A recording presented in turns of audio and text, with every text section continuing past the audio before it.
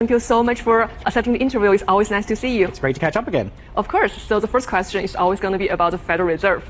The Federal Reserve just cut rates by 25 BPS. Do you think this mainly addressed to labor market weakness or inflation progress, or due to financial stability concerns? I think really the mood shift when we saw the labor market data soften. It's really been softening for a number of years, but then there was a revision to the data as well, which took out 1 million people we thought had got jobs that didn't. So the unemployment rate's been starting to tick up. When you see less and less and less new jobs, it's a sign that the economy is softening. And I think in reality, inflation has been under 3% for a long time. So even though it's ticking up a little bit, it's pretty close to the 2% target. It's way below the 7 or 8% level that we used to have. And so inflation really isn't the concern that they should have worried about. I think they were worried because the tariffs had the potential to come through and increase inflation by 2-3 percentage points in a short period of time. And we just haven't seen that. So with one rate cut delivered as market expected already, how should investors think about the pace and magnitude of future easing? Do you think the Federal Reserve is leaning toward a series of cuts or a more cautious one and wait stance? I mean, you look at the dot plots, it does look like they're going to be doing 2, maybe 3 this year, maybe another 2 the year after. That kind of gets us close to a 3.5% interest rate, which if you look at Europe and you look at other countries in the world that didn't pause like we did because of the tariff war, kind of gets us back in line with those countries. And to sort of think about where interest rates should be, we just talked about how inflation's pretty close to neutral and unemployment's kind of pretty decent but softening. So we're almost in a neutral economy, right? It's not too hot, not too cold. We have, if inflation's at 2 to 3.5%, we probably have a slow demographic expansion, so we really don't need interest rates much more than another % above that. So 3.5 is probably about where we should target. If we start to talk about something below that, we might be talking about recessions. Okay, so with this expectation, well, how do you think about the U.S. economy's outlook in the next 6 to 12 months? I mean, what's interesting is we were talking about recessions years ago. Right. No one's talking about recessions now. So even though we just talked about everything softening, sort of cooling, it's not going into reverse. We haven't seen layoffs. I think that's important. Because of that, the consumer is still spending, and now rates are coming down. A lot of companies should have less interest expense. That should kind of help them grow profits. I mean, there's a lot of reasons to think, especially with the fiscal stimulus that got passed with this administration and lower regulations kind of in the pipeline, we should actually be okay to keep growing, but at a slower rate than maybe we were used to 2 or 3 years ago. So what kind of spillover effects do you expect this rate cut would bring to other global markets, especially in emerging markets and dollar exchange rate? Yeah, I mean, the stock market's almost different to the economy, actually. If you look at the growth of a lot of the stocks in the stock market recently, it's really been driven by earnings, and the earnings that we're seeing are AI spend.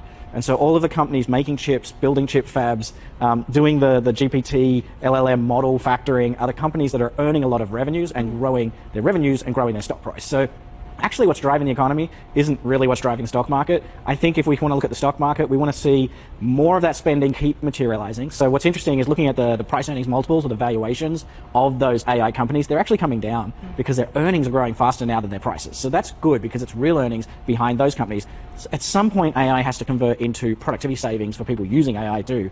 And so if we can do more with less people, or we can do more productivity with the same number of people, we can actually start to make companies more profitable all the way downstream as well. Speaking about the equity market, in the 1950s, 60s, and also 70s, stock market rose. However, at the same time, unemployment was also very high. So do you think today's situation is kind of similar to those days, comparable, or is there any fundamental difference? There are so many differences. I mean, I know a lot of people like to look at history, but you think about the 50s, 60s, and 70s, demographics, which we kind of just touched on, there was a lot of people having 3 and 4 kids. The growth rates of most of the world's economies was really strong because the population was growing.